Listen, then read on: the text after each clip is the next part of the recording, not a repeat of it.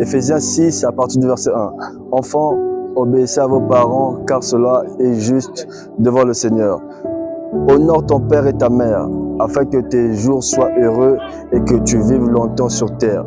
Bonjour chers frères, chères sœurs.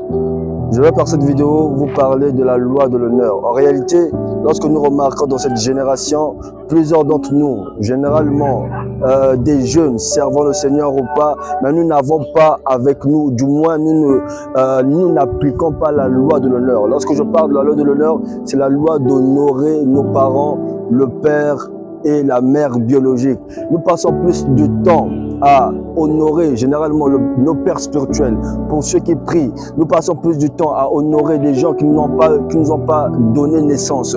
Mais nous oublions cette loi fondamentale qui n'est pas seulement un écrit, mais qui est un commandement, qui est un décret, qui est une loi instaurée par Dieu. Et plusieurs jeunes aujourd'hui n'ont pas une longévité, ne vivent pas heureux ou encore n'ont pas cette capacité de pouvoir s'épanouir dans la vie parce qu'ils n'appliquent pas ou encore ils n'obéissent pas à ce principe qui est divin, qui est important, qui est saint. Je t'exhorte toi frère, je t'exhorte toi sœur d'honorer tes parents. D'abord, c'est quoi l'honneur? C'est d'abord l'amour, c'est d'abord le respect, c'est d'abord la reconnaissance, c'est d'abord la considération. Lorsque tu respectes tes parents, tu as de l'amour pour eux, tu as de la reconnaissance, tu as du respect, alors on peut dire que tu es en train d'honorer tes parents. Mais lorsque tu passes ton temps à dénigrer, lorsque tu passes ton temps à minimiser, lorsque tu passes ton temps à rejeter que ton père, je ne dis pas qu'ils sont parfaits, je ne dis pas qu'ils sont spéciaux, je ne dis pas qu'ils sont des modèles à suivre. Des fois ton père t'a abandonné à ta naissance, des fois ta mère t'a abandonné à ta naissance, mais ne le fais pas pour eux, fais-le parce que c'est un principe biblique. Car derrière ce principe se dit qu'il y a une longévité, qu'il y a des jours heureux. C'est quoi la longévité? Vivre longtemps, ce n'est pas de vivre 100 ans, vivre 200 ans. Mais Jésus-Christ a vécu 33 ans, mais il a vécu en paix.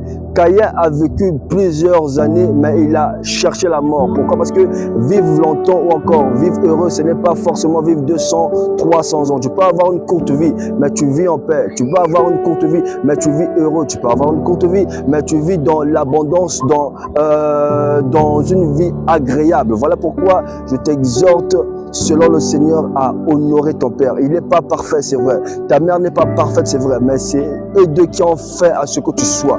Car tu les dois le respect total parce qu'ils ont prévu que tu viennes sur terre selon le Seigneur. Certes, il t'a abandonné. Certes, il t'a fait du mal. Certes, il t'a jugé. Mais il reste ton père, elle reste ta mère. Et toi, obéis tout simplement au principe divin, saint, qui dit honore ton père et ta mère et obéis à ton père et ta mère. Quoi qu'ils ont fait, quoi qu'ils sont, quoi qu'ils t'ont dit, ils resteront et ils restent tes parents devant Dieu, devant les hommes. Ton père spirituel ne va jamais remplacer ton père. Ta mère spirituelle ne va jamais remplacer ta mère parce qu'elle reste du moins ta mère, il reste du moins ton père, il reste toujours tes parents. Que ce soit à l'église, à la maison ou pas, honore ton père et ta mère car cela est juste devant le Seigneur. Que Dieu te bénisse, que Dieu t'aide réellement à appliquer ce principe. Quoi que toi tu es blessé, quoi que tu ne veux pas, quoi que tu n'as pas besoin, mais cela est un principe et un ordre divin saint du Dieu qui t'a créé et du Dieu qui a permis que tes parents soient tes parents au nom de Jésus. Que toute la gloire revienne à Dieu, que le Saint-Esprit t'aide encore à le faire. Shalom, c'est toi et que Dieu te bénisse. Au revoir.